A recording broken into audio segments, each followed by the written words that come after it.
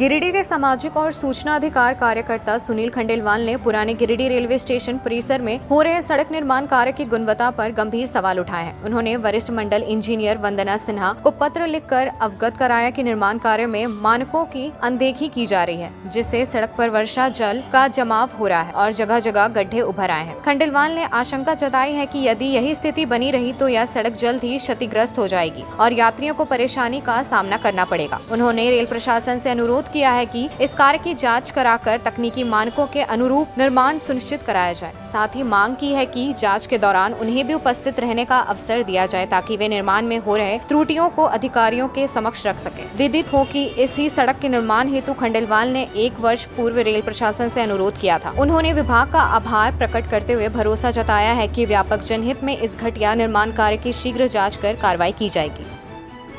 Rail प्रशासन का मैं आभारी हूँ कि मेरे द्वारा जो विषय उनके संज्ञान में लाए जाते हैं उन विषयों पर रेल प्रशासन काफ़ी ध्यान देता है और त्वरित गति से कार्रवाई करता है। इसी क्रम में पिछले 1 वर्ष पूर्व मैंने रेल प्रशासन से निवेदन किया था कि पुराने गिरिडीह रेलवे स्टेशन की सर्कुलेटिंग एरिया की सड़क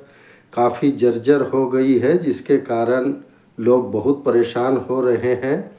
और आए दिन दुर्घटना का शिकार हो रहे हैं। मेरी शिकायत पर संज्ञान लेते हुए रेल प्रशासन के द्वारा काफ़ी मेहनत मशक्क़त करने के बाद पुराने गिरिडीह रेलवे स्टेशन की सर्कुलेटिंग एरिया का निर्माण कार्य अभी कुछ ही दिन पूर्व शुरू कराया गया है। लेकिन यह जो निर्माण कार्य कराया जा रहा है वो बहुत ही घटिया निर्माण हो रहा है, क्योंकि पूर्व की भांति अभी भी देखा जा रहा है कि जो रोड बन रही है या थोड़ी बहुत जो बन गई है, बनी हुई रोड की सीमेंट बह गई है एवं उसमें जगह जगह गड्ढे उभर आए हैं और वर्षा का जल जमाव पुनः फिर से